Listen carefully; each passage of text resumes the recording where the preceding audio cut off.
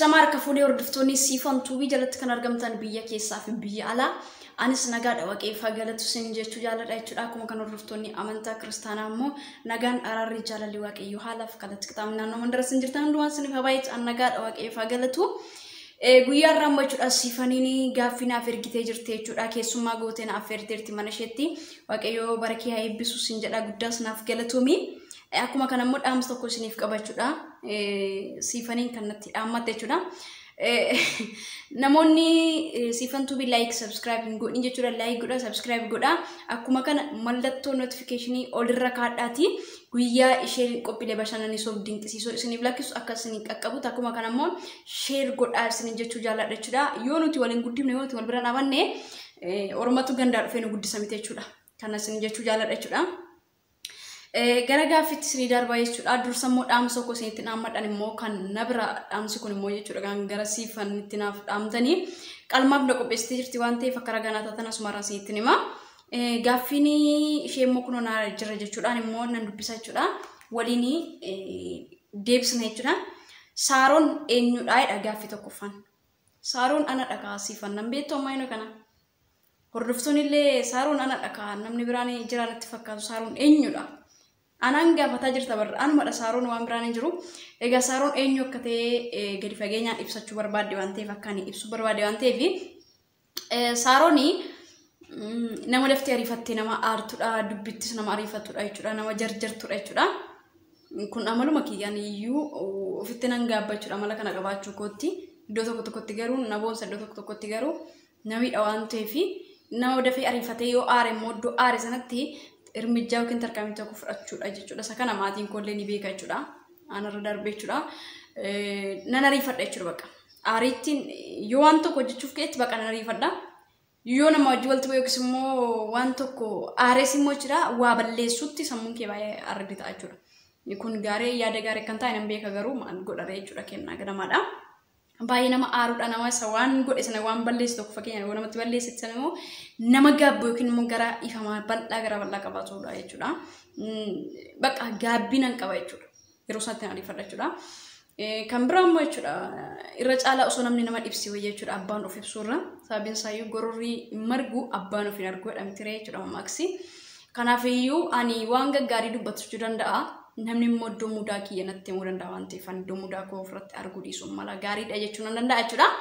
Kanaafiyyuu kana isiniin jedhaa gaaffii achumarra itti dhaansee immoo jechuudha egaa nama garaa laafuudha jechuudha. Fakkeenyaaf garuu namni yoo karaa nagaa natti dhufee anaan foon kiyya osoo kutatee dhaqnuma kiyya osoo kutatee natti dhaga'amu. Garuu karaa lekkii natti dhufee naani baqaan anachumatti lafa dhiita jechuudha. Karaa lekkii natti dhufee namni naan achumatti lafa dhiita jechuudha.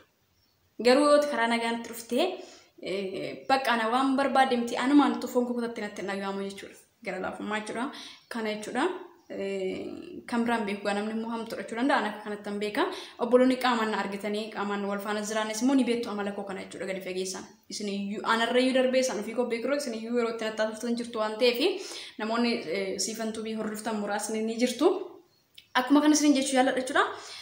Kana karaa gabaabaa siifanii fi akkuma hordoftoonni siifan immoo akkaataatti isin ibsan isintu beeka. Aan akkootti kanan jedha jechuudha wanti natti fakkaate. Gaaffii lama afaan akkas jedha jechuudha. Biyya Arabaa deemuuf maaltu si kaasee maal yaaddee erga yaaddee immoo akkuma yaaddee immoo garaagarummaa jiraadha. Biyya Arabaa deemuuf maaltu si kaasee biyya Arabaa deemuu kana maaltu si kaasee erga yaaddee immoo akkuma yaaddee immoodha. Fedhii Araba jedhameyyuu hin qabu ture jechuudha fedhii isaa jechuudha. Dhumarra garuu dhimma dhuunfaa kiyyaa juwaa wal qabatuu fi dirqama achi deemuun qaba kan jedhu murteesse jechuudha. Ergan dhufee yaade immoo ergan karoora kana keessa baqa deemuun qaba dee murteessise jechuudha. Biyya Arabaa hamaadha jedhee keessa kootti yaanne haa ta'u malee jechuudha. Yeroo jalqaba dhufe dhugumaan na miidheera jechuudha baay'ee na miidheera jechuudha. Obboloonni muraasni ni beeku jechuudha. Haa ta'u malee jechuudha naana miidhuyyuu malee egaa daa'imni tokko har'a dhalattee har'a fiiguu hin dandeessu waan ta'eef dhumarra garuu isa yaade olitti naaf ta'e jedhan. Dhugaa dubbachuudhaaf isa yaade olitti naaf ta'e firdeemiidhas ta'e akkuma kana sammuu kiyyattis ta'e jireenyuma kiyyatti baay'ee naaf ta'e akkuma kanallee jireenyuma afurattis ta'e foonitti biyya Arabaa naaf ta'eera. Badamma kanatti amma namoonni biyya arabaarratti kan ta'e du komii badamma kanarraan qabu jechuudha biyya arabaarraa lafa nama jiru keessa fakkeenyaaf amma beerutu yaada yeroo hamaa fi yaada isaa keessa jirtu akkuma kanas immoo dhaloota baay'aatti miidhaa geessite garuu yeroo jalqabaa dhuguma narras miidhaan ni jira jechuudha haa ta'u iyyuu malee jechuudha yeroo ammaa kanatti immoo naaf ta'eedhaan jedhaan akka kootti akkuma yaada sanaaf ta'e akkuma yeroo jalqabaa ergan as dhufuudhaaf karoora sanaa yaada sanaa olitti naaf ta'een jedhaan jechuudha karaa gabaabaa jechuudha. Gaaffini sadaffaan immoo jechuudha muuziqaa jaallattu qabdaa yoo qabda ta'e eenyuun yoo affeerti si gammachiisaadha. Muuziqaa jaallattu naan jette ani muuziqaa jira gargar baane waggaa 5ffattidha jechuudha. Erga muuziqaa jin gargar gallee 5ffaa fixuunatti fakkaata jechuudha. Muuziqaa dur baay'inaan jaalladha ture garuu amma baay'ee gargar fagoo jirra nuti jechuudha. Anaaf ni badaa fardaaf gala baay'ee farda fagoo irra jechuudha. Otoo yeroo sana faada deebii gaaffii sana na gaafate ture waan baay'ee si affeera ture. Nama affeerus baay'ee jira ture. Amma garuu ani muuziqaa miti jechuudha. Faarfannaa yoo jette immoo ani fi eenyuun immoo yoo si affeertee si gammachiisa onaan jette maatii koo osoon affeeri baay'ee tokko na gammachiisa jechuudha. Nama kamiinuu na affeera garuu irra caala maatii koo osoon affeeri baay'ee tokko na gammachiisa. Innis immoo jechuudha obbolee koo maaliif badda maaliif duutaa soora bineensichaa maaliif taataa gooftaan kee norra iyyuu si waama kan jedhu affeeruu barbaada jechuudha. Faarfataa gurmeessaa tasfaayee faarfannaa isaatti jechuudha albeebii jalqabaa keetti kan ba'e jechuudha kilippiin illee kan ba'e jiru jechuudha. Kanaaf iyyuu akkasumarraan illee baraaf jireenya kee eebbisuu jechuun barbaada faarfataa gurmeessaa tasfaayee jechuudha. Kanan affeera maatii koo jechuudha. Malee sirbaajiin gargar galleera osoo sirba affeere immoo fedhii isaaniiti jechuudha. Kanadha. YouTube akkamitti jalqabdee yeroo duraatiif naan jedha jechuudha. YouTube ergan gara biyya lafaa dhufee jechuudha. Yaalii baay'een baay'ee tataayiseera jechuudha. Naan sakkaan garuu saaroon tubii amma saara YouTube sadaffaadha jechuudha. Yeroo jalqabaa gaakuu bilbilatti dhufin imeelii malee fayyadamnu miti jechuudha. Sanarratti jechuudha YouTube na yaalee saaroon mucaa kakuu kan jedhu tokko banee ture jechuudha. Search yoo gootan faarfannaa addisuu haa ta'u irratti fe'amee jira jechuudha. Ambaacaa fi addisuu keessa faarfannaa irratti fe'amee jira jechuudha. YouTube isaan irratti jechuudha. Sana booddee bilbila wajjin foormaat na laatee jechuudha. Bilbilli guutee waan rakkiseef jechuudha. Formaat ta'ee hin badee ammas lammatammoo maal osoo ani kan maan jiru jechuudha. Imeelii mizim jedhee osoo itti fayyadamaa jiru. Saaraa fi Yesuus jira jettanii search gootanis ni argattu jechuudha. Achirrattis immoo faarfannaa dhuunfaa kiyya turatti fe'amee jira jechuudha. Faarfannaa tokko turatti fe'amee jira. Achi booddee ergan bane booddee seera isaas gaa osoo guutiin hin bane jechuudha. Ergan bane booddee dursa yeroo hin bane bilbiluma wajjin baname egaa. Gaafa kan jiru bilbilli imeelii malee hojjetu waan ta'eef achuma irratti osoo itti fayyadamu dursa maaltu keessa koo bu'ee isinitti fakkaate faarfannaan istiidiyoodha hojjetaa ture jechuudha. Yeroo sana faarfannaan hojjechaa ture.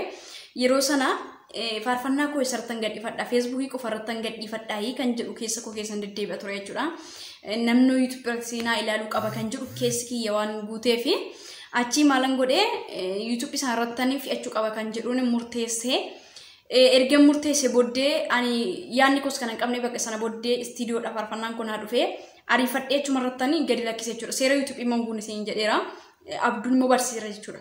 Seera YouTube akkamitti akka imeelii kireetti godhan seera isaa eeganii jechuudha. Achi booddee faarfannaan aduu koo biftuu gara sii garaan koo siin shakkuu gaafasii kan jedhu faarfannaan achirratti fe'e jechuudha. Sanumarraan seera sana ergan argee immoo achuma irratti dhiiseen jechuudha. Intini remove gochuus imeelii hin beeku jechuudha. Yeroo sana jechuudha.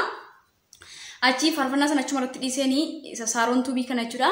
Seera barsiifameeni kireetti godheen gara YouTubetti dhufee achi booddee faarfannaa amma fakkeenyaaf saaroon tubii korotte jechuudha. Faarfannaan jalqabatti gadhiifamee jiru faarfannaa koo anuma kiyya faarfannaa makiyyaa fedhee hin bane jedhee karaa gabaabaayyuu na murteessa jechuudha. Dhuguma dubbachuudhaaf immoo hojii wangeelaaf jedheera kan bane jechuudha. Malee waan biraa miti. Kanas hin jedha jechuudha yeroo jalqabaa jechuudha. Kanadha mudannoo baay'eetu irratti nama mudate jechuudha banuudhaaf jechuudha. Si'a sadaffaadha siin jedhee jira. Gaaffii dhumaa jechuudha. Jaalalli miidiyaa irraa si qabee beekaayedha. Jaalalli appilikeeshinii irraa yoo jette garuu eeyyana qabee beekan siin jedha jechuudha. Jaalalli akka appilikeeshinii irraa garuu dhuguma na qabee miidiyaa yoo ta'e miidiyaan appilikeeshinii miti miidiyaa irra na qabee beeka jechuudha. Miidiyaa irra akkamitti na qabee Facebook irra na qabee beeka jechuudha. Waggaa lamaan darbe jechuudha dhugaa dubbachuudhaa fi sa'aatii 24 guutuu Facebookiin fayyadama jechuudha. Hirribni jakootti nuuf jechuudha. Bakka Facebook irra yoo nasin fiigechiin fiige bakka natti sola ture jechuudha. Jaalalli aappii Facebook na qabee ture jechuudha. Garuu jaalalli miidiyaa irraa si qabee beeka gara hiika mataa isaatti yoo deebine jaalalli miidiyaa irraa nan qabus hin qabamuufis anis na qabees hin beeku nan qabus. jaalli miidiyaa irra jechuudha. Kana isin jedha miidiyaa irra na qabeen beeku.